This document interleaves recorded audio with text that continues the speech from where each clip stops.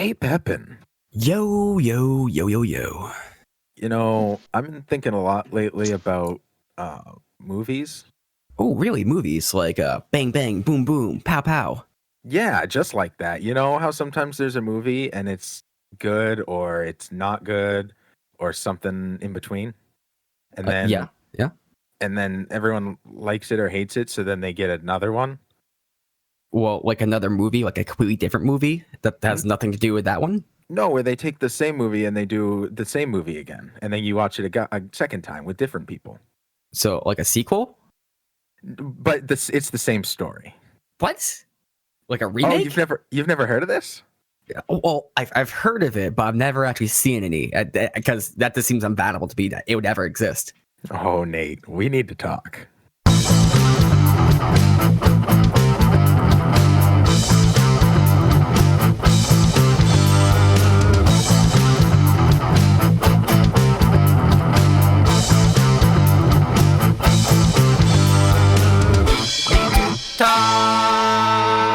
Welcome back. So glad you guys could join us. I am here once again remotely with my best friend Nathan Pepin. How's it going today, Pepin? Yo, I'm doing well. I am here and ready to podcast. Looks like you're in a new studio. Oh, yes, I am. I still got the same studio vibe, though. Well, fair enough. And we are joined here today by two guys from the Recasting Couch show, the miraculous Dr. S. How's it going? Pretty good. How we doing?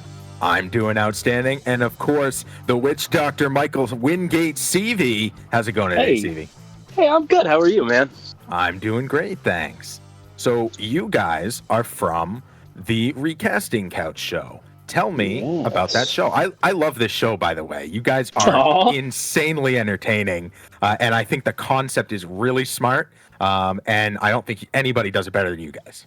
Oh, that's so kind. That's what we strive for. Everybody's so pleasant today. Yeah, these people that get paid millions of dollars to do it professionally. We don't get paid millions. More along the lines of, I'd say we're closer to the billions at this point. And we do it. Yeah. I think we do it a lot better. And like I've previously stated, we recast movies. All right. But we cast people without actually bringing them to the real casting couch and without all the backroom, rape to get the roles and stuff like that. Okay. Hashtag not me. Hashtag not me. Hard R word right out the gate. Yeah. Really? Yeah. Oh, yeah. Kids, don't listen to our show. David tends to go a little south. But if you are going to listen to our show, we recommend you do it all together in the same room in groups larger than 10. So. Nope, we don't recommend that. Not at all. Not one bit. David, we talked about this. And if you can hold hands just as a sign of unity as well, it's probably better. Also, don't do that. Don't do that. Something tells me that at these viewing parties, there's Kool-Aid. Oh, Yes. Lots of Kool-Aid. Yeah, absolutely. Usually. Well, actually, it's Flavor-Aid. Right. Flavor. Okay. Yeah, you don't want that branding in there. Unless No. I mean, Right. could be Oh, Kool-Aid, well, could be a Powerade. Who knows? Oh, no. Who knows what's in the cup? It's just what you add into it that's really important, What's in the cup? Yeah, man, we talk about movies and actors and stuff and celebrity news, and it's a lot of fun, and we're not smart, and we're not very good at our jobs, and we go on tangents for a long time, and it's fun. But we did an episode where we tried to cut out the tangents, and boy, the blowback was not not great. We realized that the tangents are pretty much the only reason why people listen to it, for the most part. Yeah, there's so many podcasts out there where people just listen for tangents. I'm subscribed to like some exercise science podcast, and that's all people care about is the tangents. They don't care about the actual science or anything. Just want random deludes into random subjects. Yeah, because nobody's ever going to take our casting, so they just want to hear the tangents. That's it. Mm-hmm. The Recasting Couch podcast, they can get anywhere anyone can get podcasts, but let's get into this topic here today so that people can see what the miraculous Dr. S and the witch doctor Michael Wingate CV are all about, and kind of get a feel so that they can know as well that they want to listen to that show. Today we're talking about remakes. I was on PlayStation the other day playing hockey, and there were people complaining because they were watching. Somebody had mentioned that their kids were watching the new live action Lion King. And someone else was saying Hollywood doesn't have any originality anymore. All they know what to do is remake old movies, rehash old shows that have already existed. And I may not disagree, but I disagree with the sentiment there, which is that that's bad. And I'd love to hear you guys' opinions. I know, Nate, Pepin, you don't watch a ton of movies. No, I don't watch a ton of movies, and it's because they're usually too long for my attention span. Or rather, put another way, I think if I'm gonna get that involved in something, I want to watch a whole series, i.e., like Breaking Bad or Game of Thrones. It's just something where it's fully fleshed out, as opposed to just like an hour and a half, 2 hours. I just have a hard time paying attention and getting invested unless it's long-term character arcs. So is that to say that 2 hours is too long to decide to make the jump into a time sink without knowing if you like it or not, but not long enough if you do like it to want to like, you want more than 2 hours if you do like it and less than 2 hours if you don't like it? So that's kind of like it's just hits a really in between area. Yeah, well, also something about like TV shows is that they have a lot of subtle changes over time. And, it's certainly big changes that happen. But in a movie, it's just like big change, big change, big change. And I can't get fully invested in that character. So, I don't have the attention span to like get connected to this character within like, half an hour or so. Whereas, if you give me like, 6 hours over the whole season, I can get connected to that character and the changes they make. Now, Right. Who has the time to watch a movie for 2 hours when you could just quickly read a 1,000-page book? I mean, it's like... So is that safe to say then that the crew of the Recasting Couch would prefer to watch a movie to any other form of entertainment? Yeah, I don't like to read. I love reading. I mean, I like when people read to me. I love audiobooks. Mm-hmm. Which I just recently found. CV and some of our older listeners can tell you that I myself just found out about listening to podcasts. I'm a huge FM radio guy myself. Yeah. I've been known Old man. Yeah, I still have all of my numbers on my radio dash, all logged into different FM stations. You're insane. Yeah, You're and up until insane probably about a person. month ago, that's all I listened to was the FM radio. I don't think I listened to podcasts at all until... I mean, even when I was making this, I wasn't even listening to podcasts, which is ridiculous. But Yeah. That's kind of surprising, but there's another popular podcast station that has a similar sort of thing where I was talking to one of the main members and she was saying, "Oh, I've never actually heard a podcast." But No she's kidding. like a prominent podcast member, and it's like, Awesome. Yeah. okay. You think Joe Rogan listens to podcasts? Probably not, right? I know I he like to listens think he does. to Radiolab. He talks about Radiolab constantly. I know he listens to that one. Yeah. if he does, I just see him getting like angry at almost every podcast he listens to for some reason or another. I'm sure. Yeah. So go ahead. With the whole idea of like a movie repeating the same like plot or same like story, like I don't have a problem with that to some degree, because you could say that every plot right now is kind of the same but just kind of done differently. Like so many different plots are just the Moses plot, baby abandoned, found by some royal family, becomes a super awesome person and does all this stuff. Like It's basically that's just everywhere. Superman. Moses is basically the Superman. story of Superman. I mean, Yeah. really. Well, Yeah. yeah. I mean, the Bible. They definitely ripped that off of Superman, no doubt. Yeah, they did. In biblical times, like Absolutely. Moses. Come on. But on a real note, Mark Twain once said, "There is no such thing as a new idea. It is impossible. We simply take a lot of old ideas and put them into a sort of mental kaleidoscope.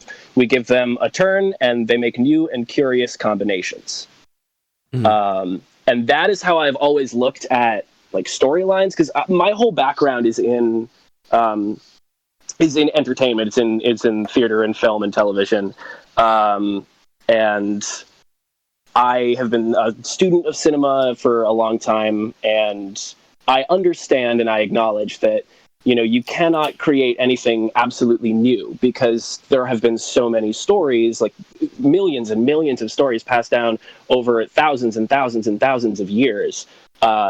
It's bound to be reminiscent of something else. But a remake is just unnecessary, because if we can continue to create content based on all of this information that we've received and all of this culture that we've received over our entire lifetimes, over the generations of human beings, then why do we need to remake the exact same story again? Why? The paradox there is that you want it to be somewhat similar to past ideas, but not so similar to like one iteration of those ideas. Like Aladdin was great with the animated film, but you don't want something that is. You want something in that kind of same guise, but not the exact same story necessarily. And I like the idea. I will say I like the idea of seeing something in live action, because it's like it's like the next step from, okay, I read it in a book, I'd love to see it visually. And then people say, okay, I saw it as a cartoon, I'd love to see how it would look like in real life. I get it. Sure. But don't get me wrong, I'll see it. It's just not necessary. Yeah, and especially because it's another way of, especially right now, Disney's almost using it as a way to go back and like correct the mistakes they made in their cartoon versions, and put it in live action. And they have not been quiet about it. They very much said, we're going to go back and right all the wrongs we did in all of our movies, which, let's just be real, in like the 90s and early 2000s, pretty much everything Disney did was like horribly racist or sexist, like terribly. I mean, nobody can deny that. I mean, the Pocahontas movie is, not only is it horribly inaccurate, but it's extraordinarily racist. I mean, I think Mulan is probably one of the most racist Disney movies I think made, personally. Yeah, Disney made a few mistakes. I mean, but lots of things don't age well. That's okay. But I mean, we forgive them, right? As a media to try to fix it, and they made a huge deal about it. It's like, okay, so you're not really trying to give us new entertainment. You're just also using this as a media to, I don't know, reconnect things. I don't get it, but that sounds like a good thing. It could be if they didn't try to play it up so much as like, hey, we're not bad. We're not this huge money grubbing evil company. I don't know. There's something to be said for making a statement. I don't know. What aspect of it sounds good, Meter? The aspect that you're taking what is beloved by many, and they want to take. You have a new generation of people. And these people, we live in a different climate, and racism isn't cool anymore, and that's great. So we want to be able to share the past, share the things that we grew up with, that we love these stories with the new generation without having all of these gross, racist, sexist undertones as a part of it. So you can take the same story, and now you can share it in a way that you don't have to feel guilty about sharing it because there's no racism attached to it. That's a really good way to look at it. That's awesome, dude. That's a really good way to look at it. But the other way to look at it also is empirically, it's definitely a way for Disney to make billions of dollars off the things that they've already made billions of dollars. And I have never, ever, ever had an issue with people making money in this country. That is what the country, whether I agree with capitalism as a general rule or not, is irrelevant. That's what our country is based on, is making money. Absolutely. So you have a conglomerate like Disney, one of the biggest monopolies in the world, and their job is to make money. At least they're doing it in a way now where they're socially conscious. So I can 100% get behind that. Yeah, that's true. That's true. Have you guys ever felt the irony of playing Disney Monopoly? I haven't, but that sounds surreal. I guess my point is they're going to make money no matter what. At least if they're making money, they're going to promote no matter what. They're going to get themselves over no matter what. At least if they're doing it in a way that says we are making money off of being socially acceptable, of being a better company than we were before, that is a fucking great way to do it. Yeah. So this is where it's a little off kilter, because the argument is they could certainly be more socially responsible, or make movies that have better messages or messaging or portrayals. But the question is, do they need to necessarily make that with the same movies? Like it's the same exact plots. I could see, like, you take the plot, say Carcass, like the general overview of the plot, and make a different plot or the whole different movie. But whether it's the same movie as a remake, like, does that is that needed? Is that best, or is that just a way to recoup money or garner more money? Like whether they want to make more money or not, that's not the problem.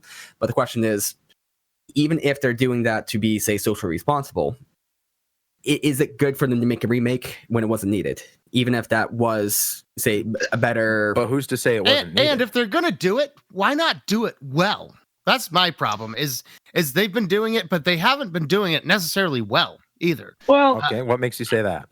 I mean, just some of their... obviously, we're big sticklers for casting. For sure. Obviously. Some of the casting's been pretty spot on. I would like to say that I think the Beauty and the Beast castings were great. They had some great roles in there. But when you look at Aladdin, they have like one person that people would know, and then the rest of their casting seems... I don't mind that because I liked that all of the casting was done with like Middle Eastern actors. I was really, really into that. It was very much like a Bollywood type feel, and I thought that was very appropriate for telling the story of a guy in Agrabah, a Middle Eastern, fantastical land. Little change no on need your to take whitewash on that one, huh? So Dr. S's problem is that it wasn't whitewashed enough. That's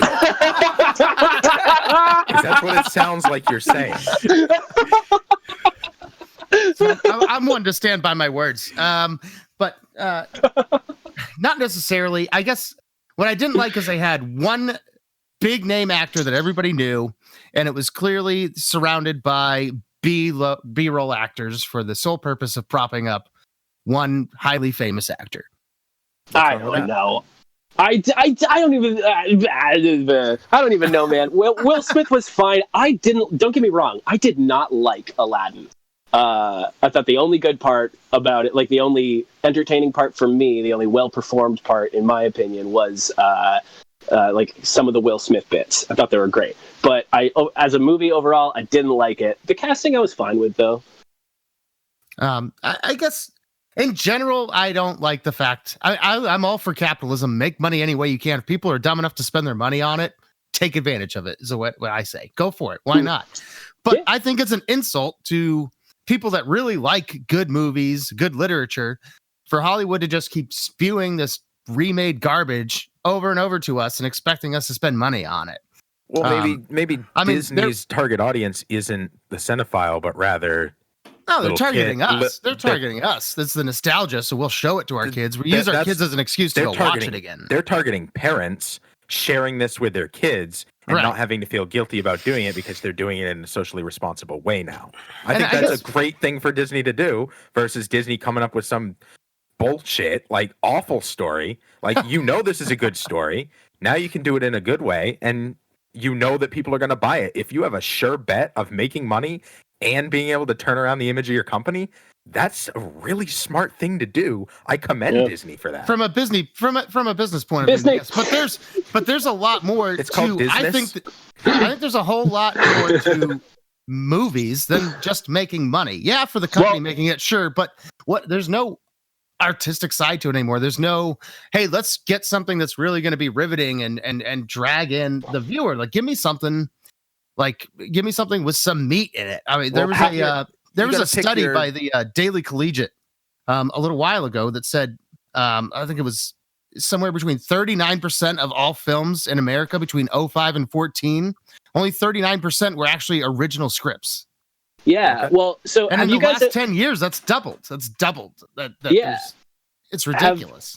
Are you guys aware of the Campbellian storyline? No.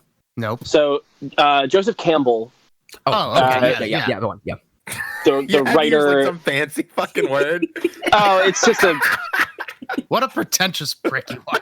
Well, we are doctors. We are doctors. I had to use the technical term. We are doctors, so it's... How long do you go to school to be a witch doctor, by the way? I dropped out after 3 years. Oh, okay. Yeah. But that's why he does the doctorate. Yeah. Okay. But so the Joseph Campbell storyline, right, where it's Star Wars, it's Harry Potter, it's any epic storyline of an epic character There's the refusal of the call, the meeting with the goddess, the atonement with the father. The hero's journey. Yep. The hero's journey, exactly. So we have seen the hero's journey in tens of thousands of productions of plays and television shows and movies. We have seen the storyline played out thousands of times. It's the most popular storyline there is, right? Basic way to write a story. So why can't we just take that storyline that we always use, Disney, and just make something new, create new ideas? We don't need to pull back from our old movies. We can just make new material, right? Why? So I don't know, because you see different attempts with that, and if those attempts are successful, of course they're successful, but every time it's like, say, that hero's journey, but then they kind of do it similar to another movie, it just gets compared to this other movie. So oh, this is just a copy of this film, this is a copy of this, or it takes these elements from these two movies and it's just a rehash of these ideas. I blame the internet. If you make a remake, people won't be as pissy about that copying. They'll be pissed if you don't copy as much, but they also want you to put something original, and it's kind of catch-22. But if you, do an offshoot, or take the core idea of the hero's journey and put it in some context, is this going to get compared to that thing? I can't necessarily doesn't make sense. I don't necessarily blame 100% Hollywood, especially the investors in Hollywood, for wanting to go with remakes, because it's a surefire way to get feet in the door, people in the seats, and make some money no matter what. You're going to make money off of it. And there's always a risk when you do something original, because people might just fucking hate it. All right? That's true. But and lots of times it does. Speaking back to, I think, one of the last most original films I saw that I really, really enjoyed, lots of people hated it, but I also think that it was a big blockbuster as far as I'm concerned. I think a lot of people now love it, is the movie No Country for Old Men. Sure. Very original movie. The storyline's pretty original. The writing in it's original. I think the casting was great. But that's one of those movies where I don't think right off the bat a ton of people liked. I think a lot of people went and saw it because, as Hollywood does, they played the trailers on TV that showed just the 3 or 4 action scenes. The title makes people think that there's going to be a lot of shooting and killing in it, which there's some, but not a ton. But No Country for Old Men, very original, and has eventually grown and gotten more popular and made more money, but it didn't so much right off the bat, because it's a very original idea, and I mean, trying to portray it in a 5-second trailer is pretty hard as far as the full plot to it. It's one of those movies that watches more of a novel than it does a quick hour and a half pump your fucking adrenaline up, shoot 'em up type movie. But I mean, you guys are looking to giant conglomerate companies like Disney to be creating original content. And maybe you guys Frozen, that was original, but maybe you guys should be looking to other companies to be doing that, the indie companies to be doing that. Well, agreed. Kind of shifting your focus. I feel like your expectation is incorrect. You should be looking at Disney to do whatever it's going to take to make money, and retelling old stories is what's going to do that. They know they have a guaranteed, and they can tell their shareholders, we're remaking Dances with Wolves with blue people. That's going to fucking sell, and it works. And you let the indies take the risk, and then the indies, once they take the risk and their story catches, get bought by the bigger company, and then can retell that story for the rest of time. Right. Yeah. But then you get the whole, that actor that I love went through that phase where he just started doing a bunch of random, horrible indie movies, and I hated them all. And then he came and started doing the stupid, funny movies again, and we all love them. So it's there's no winning. David, I know you're sad about Zach Braff. I know. It's fine. Just go back to Scrubs. Do what you know, Doctor. Exactly. But it seems like, especially with the comedian actors, like your Adam Sanders, Will Ferrell. Adam Sandler. You know what I was thinking Colonel Sanders, Adam Sandler at the same time. I don't know. They're the same guy. Same thing. But they all seem to go through this period where they want to not be typecast, and they want to get out of their unoriginality phases and go do something indie. And we watch those movies, and for the most part, we all hate those movies. There's a couple people that like them, and they do it well sometimes, but for the most part, lots of those are pretty terrible too. So I get why there's not a lot of originality in Hollywood, because it's a huge gamble every time you do something original. Mm-hmm. There is, I think, a aspect of originality where you have to put the work in to enjoy it. So it's like super complex jazz, or just like, bebop jazz. Oh yeah. Now you're speaking my language. You listen to it and you usually don't like it the first listen. Maybe you do, but a lot of times you don't quite get what they're doing, or you might have some vague ideas. But the more and more you listen to it, the more and more you understand what they're trying to do and convey. And I haven't watched Old Country for Old Men, but I assume it's kind of like that, where the first time you watch it, you might like it, you might love it, but it's not existing within you. It's not a part of you yet. It's not like the general kind of wider nature that everyone's copying from. So it's harder to actually understand what it's trying to say. The more you kind of reflect on it and think about it, the more it makes sense to you, and the more you want to watch it. There's certain types of humor like that too. For instance, like Seinfeld, when it first came out, it was very kind of new humor. Oh, very yeah. revolutionary. Same with the That Simpsons. show almost flopped. I mean, people were like, what the fuck is going on? This doesn't make any sense. It's literally a show about nothing. And they're like, right. Yeah, that's what we did. We made a show about nothing. And people are like, well, why the fuck would you do that? Why? And then people loved it. Because life is kind of like that. It's not necessarily, we don't wake up every morning with a goal in mind as far as what's my life technically going to be about today. You go out, you do your work, and random shit happens to you, and that's just the way your life is. Mm-hmm. So that's why I think people liked it. It's more relatable. But it took time for people to relate to it, because it had to internalize it. If it was just something completely new in a way, and right. But people didn't like it at first because you couldn't relate to anything they've seen before. So they're like, what is this? Now everything is copying it. Like almost everything is Seinfeld or Simpsons like related as far as comedy goes. Like it's just been so hammered to death.